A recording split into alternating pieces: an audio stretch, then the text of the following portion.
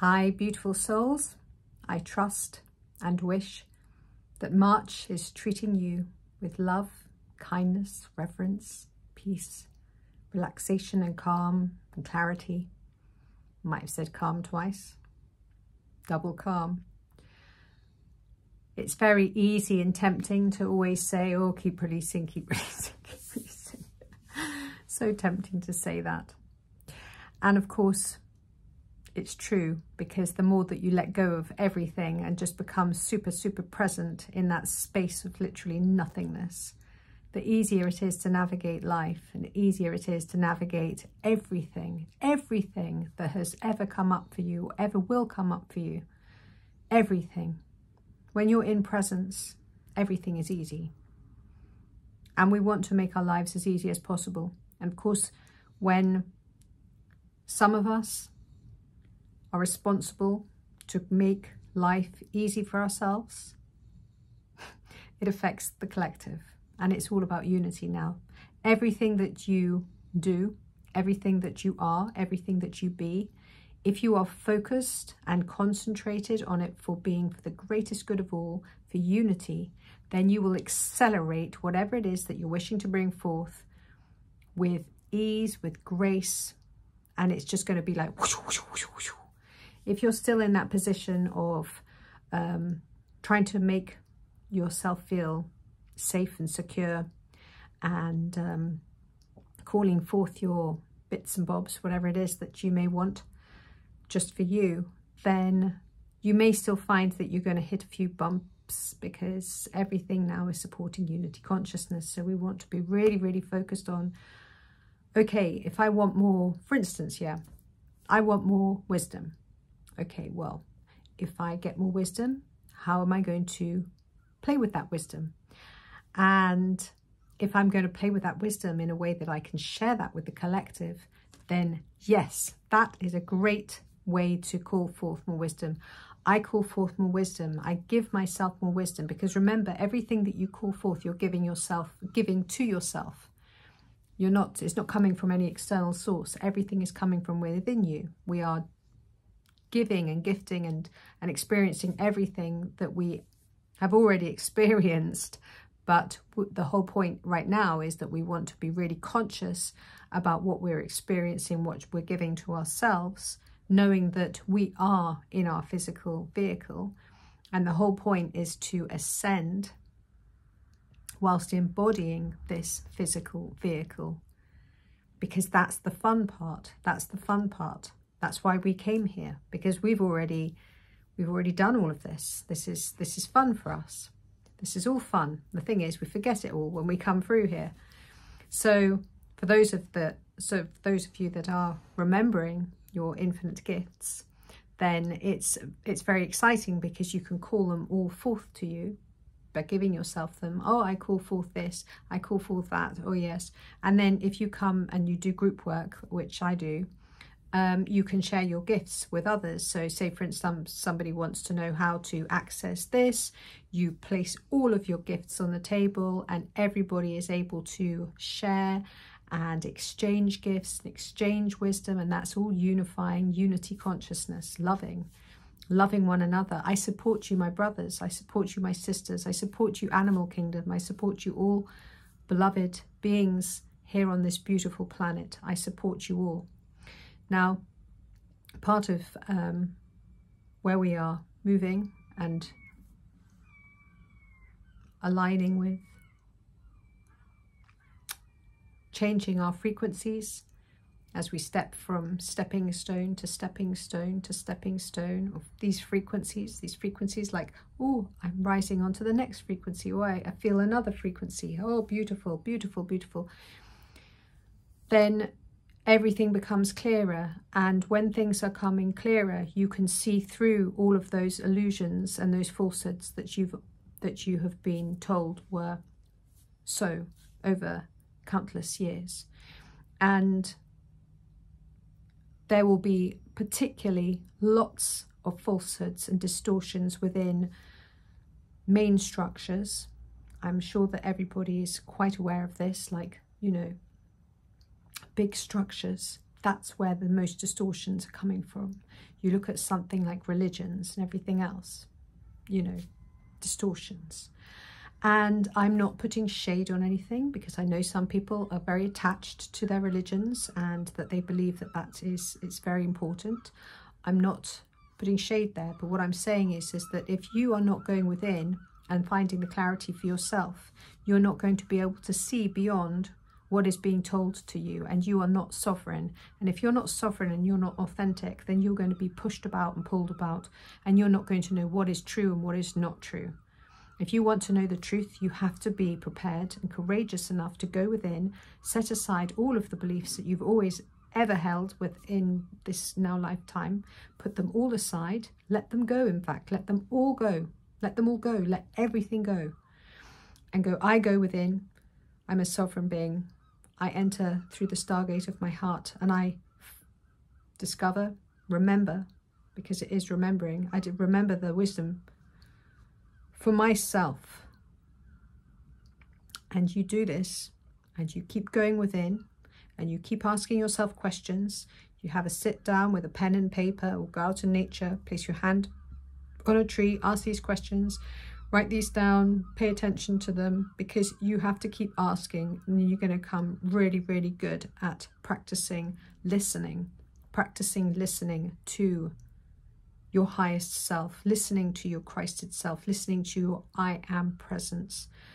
Obviously, I am presence, not everybody is going to be able to get there straight away. It does take takes a bit of practice, and building that rainbow bridge so that you are able to access there as a clear conduit,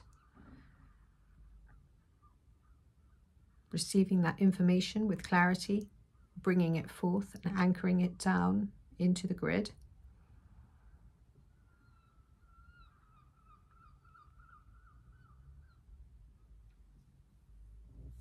Yesterday, I began reading a beautiful book that was gifted to me by a very dear soul. And this was, what was it called again? I shall show you. The reason I shall show you is to inspire. Food of the Bodhisattvas, Shabkar. And this was so interesting to me because I've been working with many different souls, many different light beings over quite some time. And of course, everybody has different gifts and different qualities to share with you. And so you have to be very intentional. I go out in the field and I just allow the flow to come through me and call forth by giving these beings to me, bringing them into my experience, or just reminding them that, yes, today I want your help. I want your help, your help, your help, your help.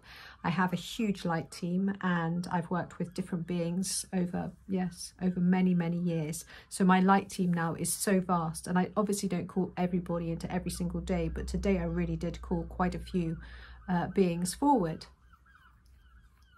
Now, Ascended Masters, you can read books on Ascended Masters, and that will be a limited amount of Ascended Masters. There are thousands of Ascended Masters that have never been listed, have never been recorded.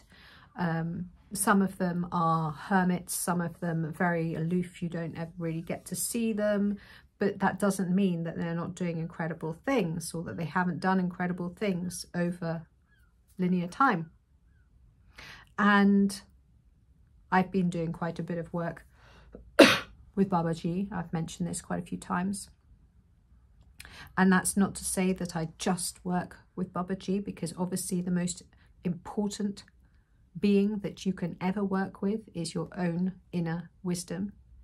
Going within and consulting the wisdom within you, consulting your I am presence, your monad, call it what you will, your highest self, your Christed self, and also listening to the different aspects of you through time and different experiences. I say time through different experiences, spaces, dimensions, and being super aware. Every one of us are already ascended masters in different planes of existence, and we have often and mostly forgotten that. Some of us are able to remember those precious experiences, and it's become quite apparent to me that Milarepa was wanting to get my attention, because obviously I'm very much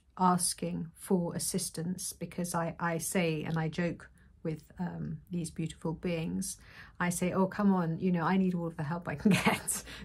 Don't be shy, you know, come forward, come forward. And of course I do call them, but and this is just so interesting, because I started reading this book yesterday, and it appears that Shabkar, there are some that believe that Shabkar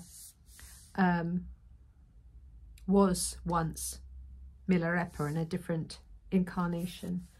And I was like, yes, I totally get that. I totally feel that. It's like sometimes you just like go, I know that to be true. I know that definitely to be true. And I was really excited about this because it made so much sense to me. And it also opens up these doors of like, oh, I'm going to be working with this being. And I started reading this, and it was just like, God, yes, I feel like I've done all of this before. And of course I have, because otherwise, why would I have come to this text? Why would I be reading this and feeling like I know this, I remember this, and this is so true? And it's like, oh my gosh, I have to do something about this, because this teaching is obviously food for the Bodhisattvas, and it's abstaining from meat. And that's something that's a really big, huge, massive distortion that's going on this earth plane. There are so many people that are still clinging to the belief that we're hunter-gatherers and all of that BS. And of course, that's not true, because humanity, divine humans, were seeded way beyond before that hunter-gatherer period was in existence here on this plane. Already at that point, the human had devolved. So way before that, humans, when they were seeded here, they were pure, very, very pure. At first, they were just in their light form, and they didn't have the physical body. Then they developed the physical body, and they were able to experience more, and they were very, very pure. And then they slowly started to evolve. And once they started to devolve, the devolve and the descension accelerated, because once you get some momentum going with anything, then acceleration happens, and everyone starts going, oh, well, if so-and-so is eating meat, then it's all right for me to eat meat. Or so-and-so is killing somebody and murdering somebody and doing horrid things to people, then it's okay that if we can do all of this and pillage and what have you. So none of that, none of all of these awful, evil traits were ever in existence when humanity first was seeded here from the elders. We were pure, very pure of heart, and we are coming back to that purity of heart through unity consciousness. And when you're eating meat, and I haven't finished reading this book, but I know what is going to be said here, because I remember, I'm pretty sure that I probably was a disciple of Shabkar's and Milarepa's in different time frame realities. In fact, I'm pretty sure, like not even just pretty sure, I know I was. I feel it to be true. I see it there. I see it there. I see it there in my heart, and I know it for a truth. And since I know it for a truth, and since they've been getting involved with me, I have to speak up. I have to speak up for the animals. I have to speak up for the wildlife. I have to speak up for the life, because everybody has to stand up and speak out for something that they are passionate about. I'm passionate about non-violence. I'm passionate about peace. I'm passionate about kindness and gentleness and harmlessness. And anybody that is passionate about peace would not want to eat the flesh of another animal, another being. No way. You just wouldn't. And even when you cut a tree branch, you would be acknowledging the tree.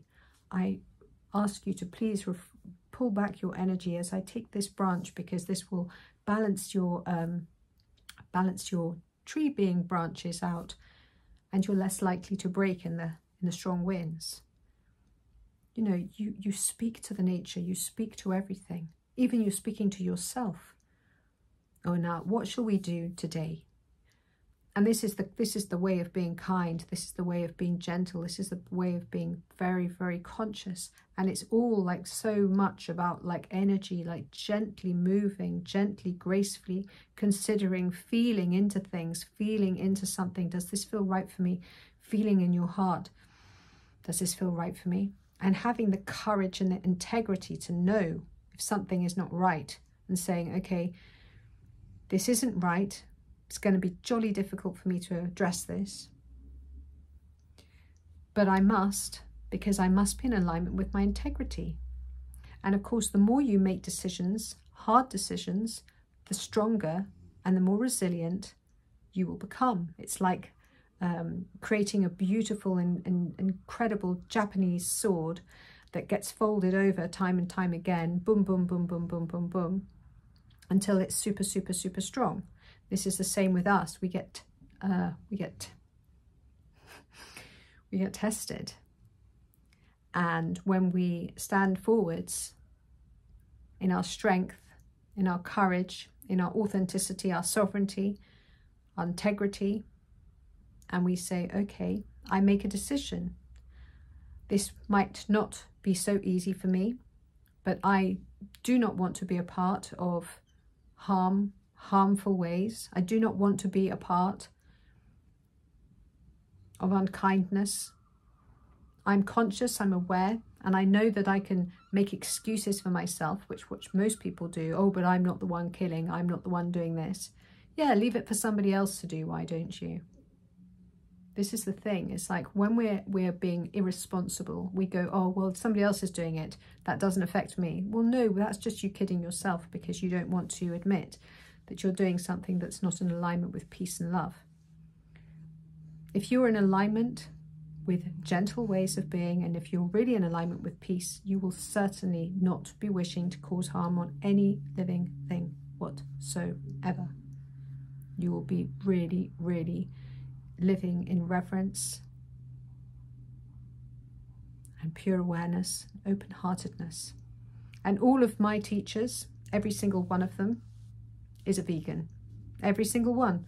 Every single person that I truly, really respect expansively, all of those people I really, really respect expansively are vegans. There are some of my teachers, yes, that actually aren't, but you know, there's only so much that I'm learning from them. It's not that I allow them in, because you have to be very careful what you're allowing into your consciousness. And there is certain aspects that are fantastic, but they won't remain teachers of me forever. Of course not. And we're talking about things like, you know, yoga or something, because actually, I mean, I don't even know, but maybe my yoga teacher doesn't eat meat, but I'm pretty sure she does. But the point is that I'm learning from somebody at this moment. Maybe they don't eat, maybe they do eat meat. But when it comes to somebody that's actually heart-centered, and we're actually doing work that is unified, unity consciousness, we're coming together, then no, thank you. And there's absolutely no way that I would, you know, it's very important to be very, very aware of the person that you are, and aware of what resonates with you, and having the courage to stand up and say, I do not agree with this, and I'm not having this in my space, and I absolutely do not allow certain things within my space. No, I do not, because I know what's a distortion and I know what's not a distortion, because I've come into my heart and I live from my heart. My heart's wide open, and I have incredible teachers around me, assisting me and guiding me and reminding me to make clear what it is that needs to be shared for for people to go start look for themselves, you know, go and investigate for yourself. Don't just take it on my behalf, but really, really meditate on it. Really, really go within and meditate on it. Because most people don't. Most people, I never did. I never used to in the past. I used to be like, oh no, I don't want to go there. And anybody would show me any nasty looking things of animals and slaughterhouses. And no, I couldn't even go there. It took me to live on a pig farm to actually realize this I cannot support at all. I cannot support this. I cannot support this. This is disgusting treatment of living beings. And when you see a pig looking deep into your heart, looking into your soul, and asking you why it is that they are in this shocking situation, because I went into the actual pigsties, which is great big concrete blocks, and before I left Spain, where I was living for a year, just before I left, I went into, and I used to avoid the actual going inside the sties. And I say the sties, they're like enormous, great big concrete blocks with windows. I mean, it gets really hot in Spain in the summer, and they'd be boiling. And as they get bigger and bigger, they'd make more noise because they had no room to move around. And any pigs that have any deformities, like a broken leg, because it happens, they put them in the front pens because they get killed. They don't get sent to slaughter. The ones that have, you know, got defects, they don't slaughter them in the slaughterhouse. The only ones going to slaughterhouse have to walk up the ramp and go to their own final place of whatever it is. So those ones get terminated, and they get terminated on the farm. And this pig was by itself, had a broken leg, and it was looking at me, and it was pitiful, and it was bloody awful. And I question anybody that would be able to eat an animal after seeing it like that, looking it deep into their heart. And I question anybody that doesn't have the sensitivity to go within and really, really question themselves about what they are doing and what they're putting into their body and how they're feeling about it. Because, I mean, I've heard all manner of excuses. It's often a case that somebody will come to me and tell me something about why they have to eat a little bit of meat, and they I don't know if they want me to sort of like support that or say, oh yes, I understand, because quite frankly I'm not interested in their pitiful excuses. I understand why they're probably saying it to me, because people, they want to feel accepted. They want the acceptance. But when we accept these things, then we're saying it's all right. And it's never all right. It's not all right. So no, I don't accept it. And I'm not interested in other people's excuses. I'm not judging, because everybody has to come to things in their own space. Not everybody is ready. But there are a lot of people becoming a lot more ready. And those are the people that I'm speaking to, because those people, as you become more aware and you become more conscious, become more aligned with higher ways of being, then you do not want to be a part of that. You really don't. You want to be a part of the peace movement, the love movement, the kindness movement. And I highly suggest this beautiful book, because it will light your path and make you have a space to consider, because it's very well written. It will give you that space to consider. Because, yeah, everybody has different ways of coming to understanding of things. For me, I don't need to go diving too deep into a book. I love reading. I absolutely adore books, and I read a heck of a lot, but I'm also very, very capable of going within and finding the wisdom there. And I encourage everyone, please, please do your bit. Find the wisdom within you. Stop being pulled and pushed by the distortions. Be aware. Take increments in your day to rest in 0 point in the stillness within. Expand your heart fields. Expand your toroidal fields. Rest in that beautiful space of nothingness. go into that space of nothingness, asking some questions. Later on in the day, you will receive your answers. But be very aware of receiving pure answers. If you're going in and out of watching these horrible programs, like some of my people in the writing class, you know, if you're watching these horrid things and getting all too involved with what's going on in the news and stuff, you're distorting your mind, because your mind has to then clear all of that before it can then go to the space of purity. So be very, very super aware, especially right now where the energies are so strong. They keep on coming stronger and stronger and stronger. And because they're strong, you can accelerate whatever it is that you're wanting to create, provided, of course, you're creating with unity consciousness as your core intent.